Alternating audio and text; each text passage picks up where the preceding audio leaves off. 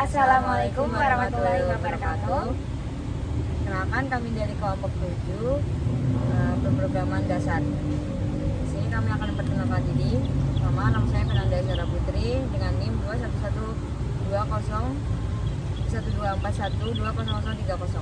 Halo, saya Aninia Feris Azhara dengan NIM 211201241200018. Halo, nama saya Dinda Suratmayang dengan NIM 211201241200008.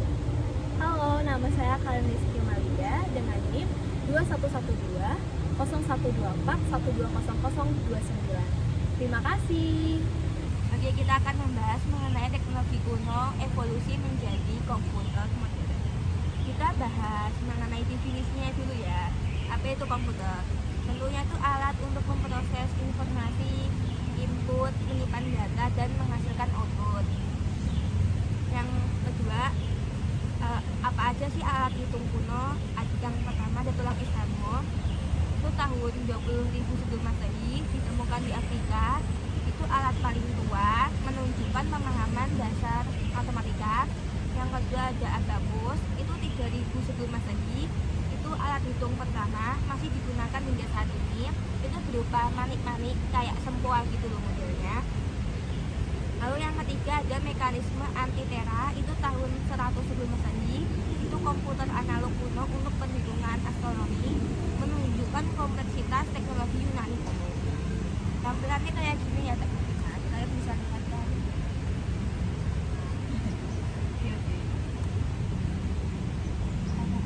Ada era mekanik, itu ada yang namanya Pascalin, itu oleh Blaise Pascal tahun 1642. Ini tuh merupakan kalkulator mekanik pertama untuk penjumlahan dan pengurangan. Lalu yang kedua ada mesin diferensial oleh Charles tahun 1822. Ini dirancang untuk menghitung tabel matematika. Lalu yang ketiga ada mesin analitik oleh Charles. Ini konsep komputer programmable pertama. Lalu kita lanjut ke generasi. Ini pertama, yaitu komputer ini berkembang pada Perang Dunia Kedua. Ini oleh Konrad Zuse dari Jerman pada tahun 1941. Ini menciptakan komputer namanya C3.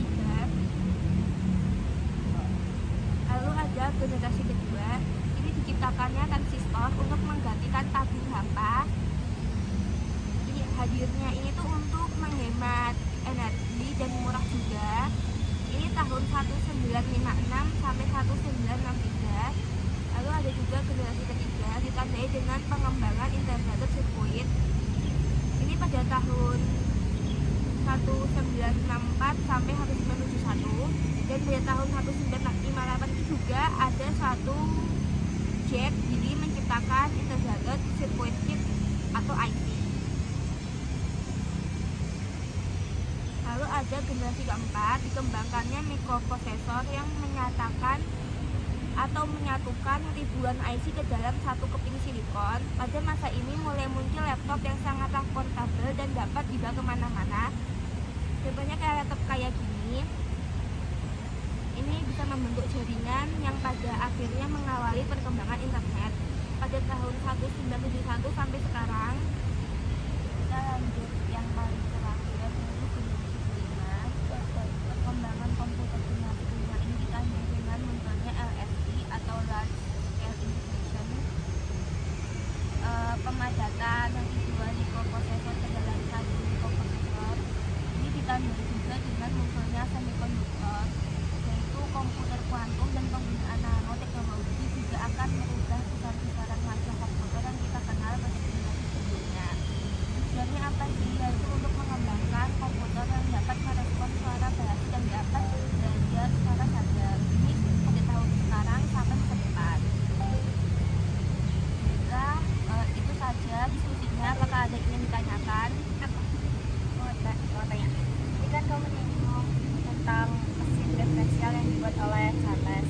Nah, aku pertanyaannya itu kenapa mesin tersebut tidak selesai dibangun sama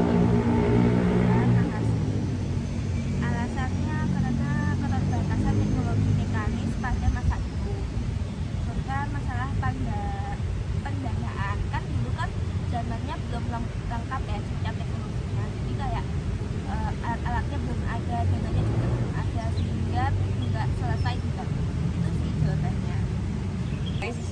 mau lanjutin dari Hanida dan di sini aku mau bahas tentang perbedaan komputer dengan alat hitung yang lain. Nah, sebelumnya aku ringkas ulang lagi dari Hanida itu yang pertama tentang apa itu komputer. Jadi komputer itu alat elektronik yang terdiri dari berbagai rangkaian komponen yang saling terhubung sehingga nanti akan menjalankan apa yang diperintahkan oleh kita. Lanjut ya. Nah, komputer sebagai alat hitung.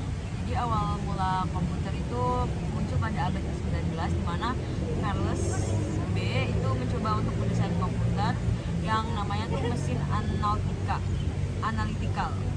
Nah, ini tuh tujuannya untuk menciptakan sebuah mesin dengan secara hitung mekanik dan tidak manual lagi sehingga nanti dalam perhitungan itu minim kesalahan. Seiring perkembangannya zaman, setelah Perang Dunia Kedua pada tahun 1941, Konrad Zuse itu membangun komputer yang namanya Z3 untuk mendesain pesawat terbang dan peluru kendali. Nah, setelah itu muncul ENIAC. Jadi ENIAC itu Electronic, Numerical, Integrator, dan Computer yang dibangun oleh John Presper. Nah, si ENIAC ini beratnya sampai 30 ton, tingginya sampai 2,4 dan panjangnya sampai 30 meter. Meskipun dia besar, tapi ini tuh salah satu tonggak awal di mana terciptanya komputer. Nah, lanjut di tahun 1956 ditemukan yang namanya transistor. Nah, itu tuh jadi komputer tuh lebih kecil, cepat, murah, dan hemat. Nah, ini tuh menggantikan tabung hampa udara dan memungkinkan komputer untuk menggunakan bahasa pemrograman tingkat tinggi. Memorinya juga lebih besar dan proses operasi yang lebih cepat. Nah, setelah itu komputer terus berkembang hingga saat ini menggunakan LSI, Large Scale Integration. Nah, integration maksudnya. Nah, ini tuh komputer generasi 5 yang membuat komputer menjadi kecil dan canggih dan bisa di komputer yang kecil ini itu udah masuk beberapa bahasa pemrograman yang bisa memudahkan kita dalam kehidupan sehari-hari. Lanjut, jadi ini ada gambar dari Z3 komputer awal, terus ENIAC, terus transistor, nah ini yang ini terus berkembang jadi modelnya kayak gini. Lanjut ya. Jadi komputer sebagai alat hitung itu apa sih bedanya dengan komputer yang dengan alat hitung yang manual? Jadi ada beberapa perbedaan. Yang pertama di ketepatan ya. Di komputer tuh jelas lebih tepat karena di situ juga udah ada bahasa pemrogramannya. Jadi kita lebih tepat dalam menghitung gitu. Karena kadang kan manusia ada kelewat satu. Nah, sedangkan komputer tuh dia udah otomatis gitu. Yang kedua kecepatan. Komputer lebih cepat menghitung daripada kita. Bisa aja nggak semua orang kan bisa sesuai dengan cepet gitu, pasti ada yang kayak loading juga kayak gitu gitulah. Pokoknya yang ketiga itu secara kemampuan jelas komputer lebih hebat ya, walaupun katanya otak manusia itu lebih bagus, tapi komputer nih dirancang untuk bener-bener yang mampu banget, yang bisa buat menyelesaikan semua yang kita cari gitu. Yang terakhir itu ada fleksibilitas. Jadi komputer bisa digunakan di mana aja, kapanpun. Kalau kita pengen ngitung, itu selalu ada ya.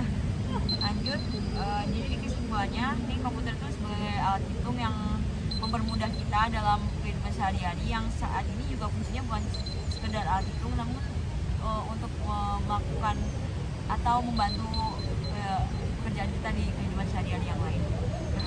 Opsi dari aku itu aja. Aku udah selesai presentasi. Kira-kira ada yang mau tanya nggak?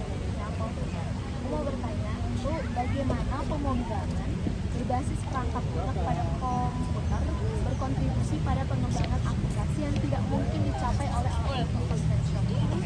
Itu kalau lagi Dijawab ya. Jadi yang pertama tuh ada kemampuan komputasi yang lebih tinggi. Jadi komputer itu udah benar-benar dirancang memiliki kemampuan komputasi yang jauh dari alat hitung konvensional yang lain. Jadi dia tuh akan melakukan segala perhitungan dengan kompleks dan menjalankan algoritma yang memerlukan banyak sumber daya secara lebih cepat dan akurat gitu. Itu yang pertama. Yang kedua, pemrograman dan otomasi.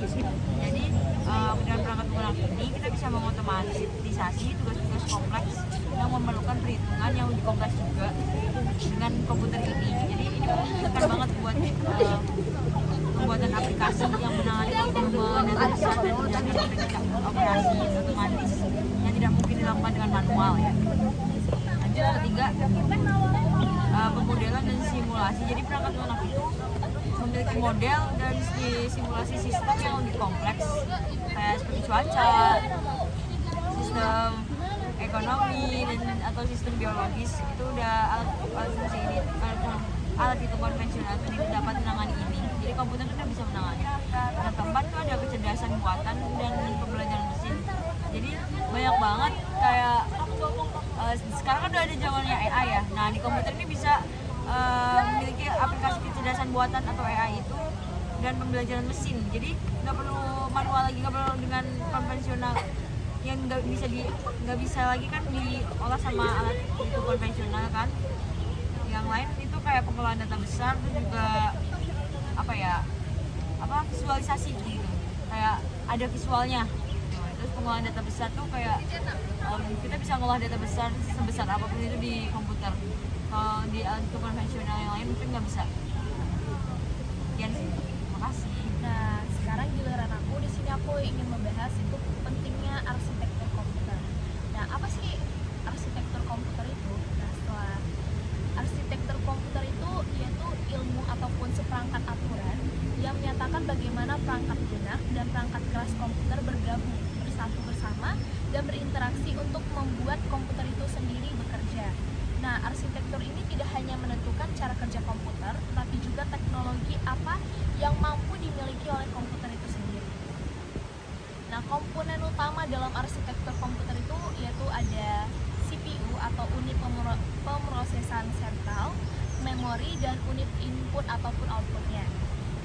Nah, tujuan dari arsitektur komputer itu yaitu untuk meningkatkan kecepatan eksekusi instruksi untuk menjalankan program dengan lebih cepat. Juga dapat mengoptimalkan penggunaan sumber daya seperti CPU, memori, dan I/O untuk meningkatkan efisiensi keseluruhan sistem. Juga arsitektur komputer ini memungkinkan sistem untuk diperluas ataupun ditingkatkan dengan menambahkan komponen baru atau memperbarui yang ada, dan lain-lain. Nah, sejarah dan perkembangan arsitektur komputer itu dibagi 5, yaitu pertama ada generasi pertama dari 1940-an hingga awal 1950-an, yaitu yang dikenal dengan komputer tabung vakum. Nah, itu komputer pertama yang dirancang dalam Perang Dunia Kedua. Nah, di generasi pertama ini menggunakan arsitektur von Neumann yang ditemukan oleh John von Neumann, mengusulkan arsitektur yang menjadi dasar komputer modern. Adapun generasi kedua yaitu tahun 1950-an hingga 1960-an, yaitu munculnya transistor yang menggantikan tabung vakum, dan pada masa ini compiler dan bahasa pemrograman tingkat tinggi seperti Fortran dan COBOL diperkenalkan yang membuat pemrograman jauh lebih mudah diakses. Nah, pada generasi kedua ini menggunakan arsitektur Harvard yang diimplementasikan untuk mempercepat eksekusi program dengan memisahkan jalur instruksi dan data. Nah, adapun generasi ketiga yaitu tahun 1960-an sampai 1970-an dengan munculnya sirkuit terintegrasi ataupun IC. Nah, di sini adanya komputer mainframe seperti IBM System 360 diperkenalkan yang memungkinkan kompatibilitas antara berbagai model dalam satu keluarga. Nah, pada generasi ketiga ini mencakup fitur pipelining dan multiprogramming. Nah, ada lanjut ke generasi keempat yaitu tahun 1970-an hingga tahun 1980-an yang ditandai dengan adanya mikroprosesor. Nah, penemuan mikroprosesor ini seperti Intel 4004 dan Intel 8080 memungkinkan pembuatan komputer yang lebih kecil dan lebih terjangkau.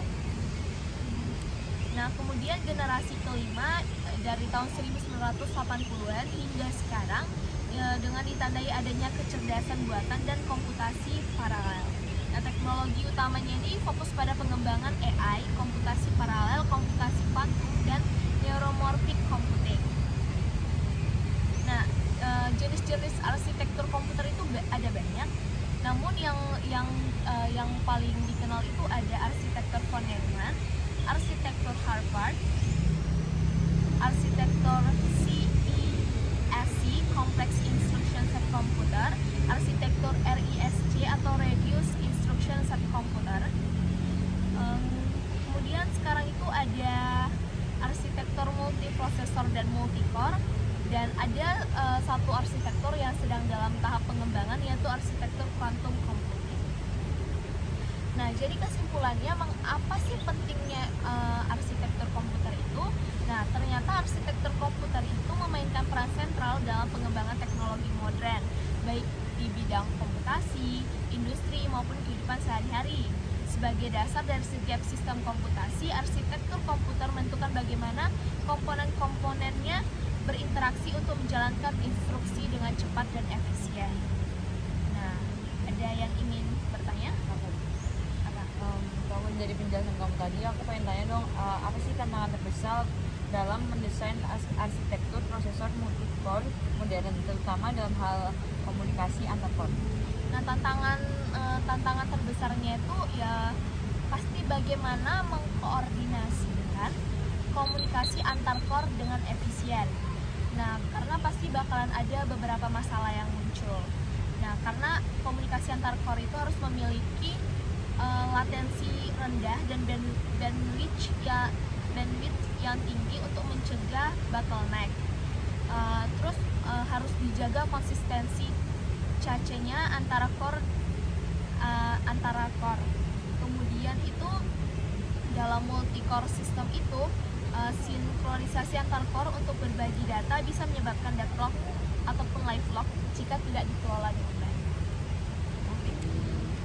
Ya, selamat siang semuanya. Di sini kita akan mendiskusikan tentang komponen-komponen utama RAM, CPU, dan GPU dalam sistem komputer.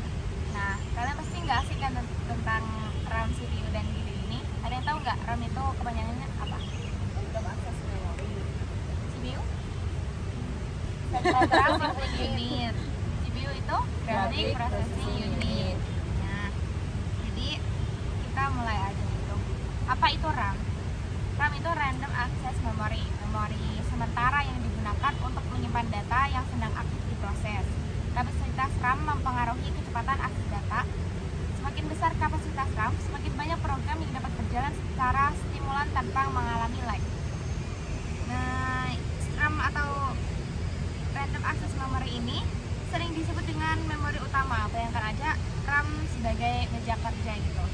Terus ketika kalian sedang mengerjakan tugas, kalian akan meletakkan semua alat dan bahan itu di atas meja. Begitu pula dengan komputer.